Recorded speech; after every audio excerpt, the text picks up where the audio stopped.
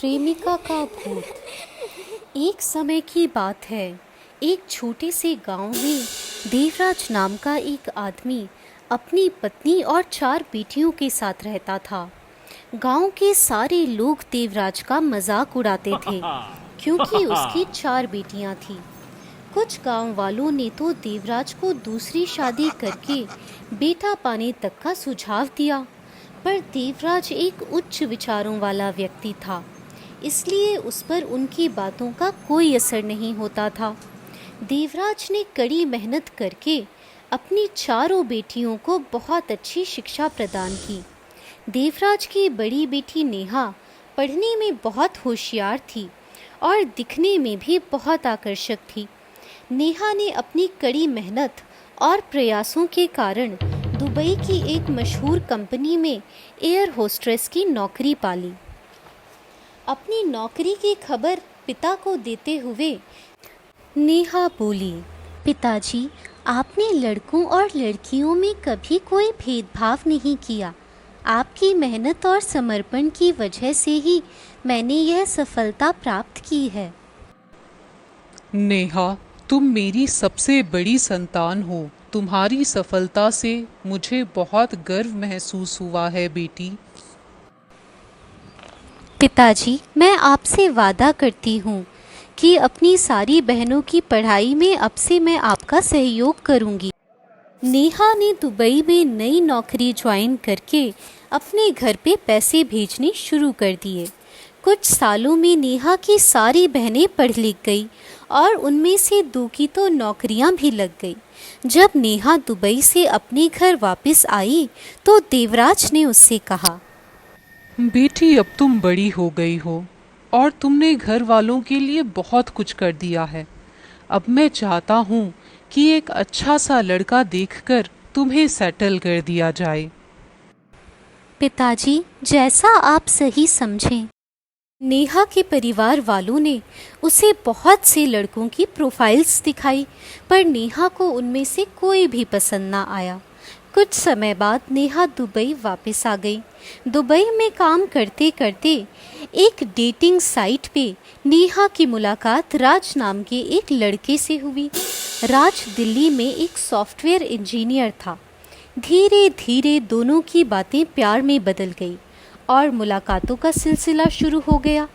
नेहा कई बार राज से मिलने दुबई से दिल्ली आई। क्योंकि नेहा राज से शादी करना चाहती थी, इसलिए वह अपने इस नए रिश्ते को लेकर बहुत सीरियस थी। नेहा ने राज के बारे में अपनी सबसे छोटी बहन प्रिया को भी बता रखा था, पर दरअसल नेहा राज को पहचान ना सकी थी।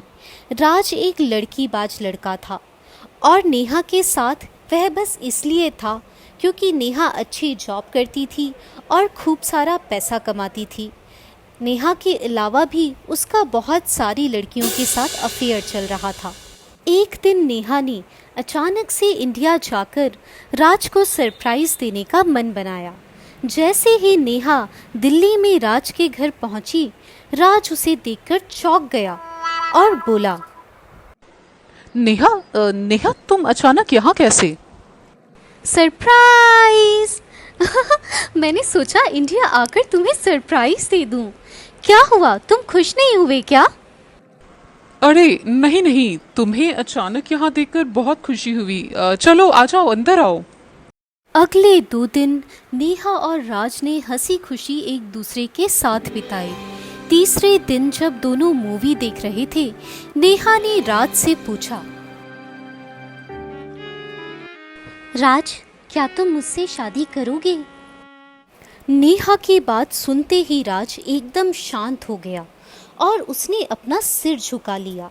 नेहा ने फिर से पूछा, राज, तुम तो मुझसे प्यार करते हो ना, तो शादी करने में क्या प्रॉब्लम है?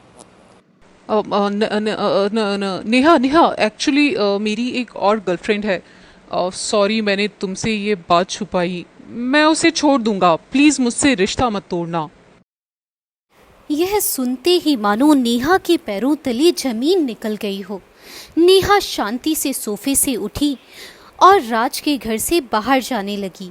उसे जाता हुआ देख राज उसके पैरों में गिर गया और उससे माफी मांगने लगा। राज, प्लीज मेरे रास्ते से हटो। मुझे तुमसे अब कोई मतलब नहीं रखना। नेहा प्लीज बात को समझो, मैं बदल जाऊंगा। रुक जाओ प्लीज, ऐसा मत करो। नहीं, बस बहुत हो गया, मुझे अब कुछ नहीं सुनना। जब राज के बहुत समझाने पर भी नेहा रुकने के लिए नहीं मानी, तो राज ने गुस्से में आकर उसे अपने घर की चौथी मंजिल से धक्का दे दिया और बोला, बेचारी नेहा, याद रखना, अगर तुम मेरी नहीं तो फिर किसी और की भी नहीं हो सकती। जब नेहा की मौत की खबर उसके परिवार वालों को मिली, तो उन बेचारों की तो समझ में ही नहीं आया कि उनकी बेटी के साथ ये क्या हो गया। नेहा की छोटी बहन प्रिया को उसके रिश्ते के बारे में पता था। नेहा की छोटी बहन प्रिया ने कुछ सोचा और फिर अपने पिता देवराज से कहा, पिताजी, दीदी को राज नाम का लड़का बहुत पसंद था, पर उन्हें हमेशा से ही राज पर डाउट था। पिताजी, आप मानिए चाहे ना मानिए, मुझे ये मौत कोई एक्सीडेंट नहीं लगती। हमें पुलिस में कंप्लेन करनी चाहिए। हो सकता है ये एक सोची समझी साजिश हो। प्रिया की बात सुन देवराज सोच में पड़ गए। उन्होंने बिना समय गवाए दूसरे दिन ही जाकर पुलिस में शिकायत कर दी। क्योंकि राज एक धनी और रईस परिवार से ताल्लुक़ रखता था, उसने पुलिस वालों को अच्छी घूंस खिलाई और मामले को रफा दफा कर दिया। नेहा की मौत के लगभग 2 सालों बाद राज की मुलाकात टीना से होती है। टीना एक कॉल सेंटर में काम करती थी और बहुत ही अमीर खानदान से ताल्लुक़ रखती थी। कुछ समय तक टीना को डेट करने के बाद राज ने उससे शादी करने का फैसला किया। टीना भी इस शादी के लिए राजी हो गई और दोनों ने धूमधाम से शादी की। शादी के बाद टीना की सास ने घर में उसका स्वागत करते हुए कहा, आओ आओ बेटा टीना, अपने कदमों से घर में प्रवेश करो। हाँ जी मम्मी जी। टीना ने जैसे ही अपने कदम आगे बढ़ाए, उसे ऐसा लगा मानो कोई उसे आगे बढ़ने से रोक रहा हो। टीना ने सोचा कि यह उसके मन का वहम है और आगे बढ़ गई। सभी रस्मों के बाद टीना जैसे ही अपने कमरे में पहुंची, उसने बेड पे एक अजीब सी डरावनी औरत को बैठे हुए देखा। टीना उसे देखकर जोर जोर से चिल्लाने लगी।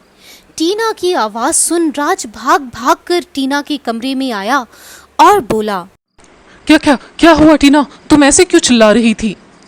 राज वहाँ बेड पर कोई था। कौन कौन था?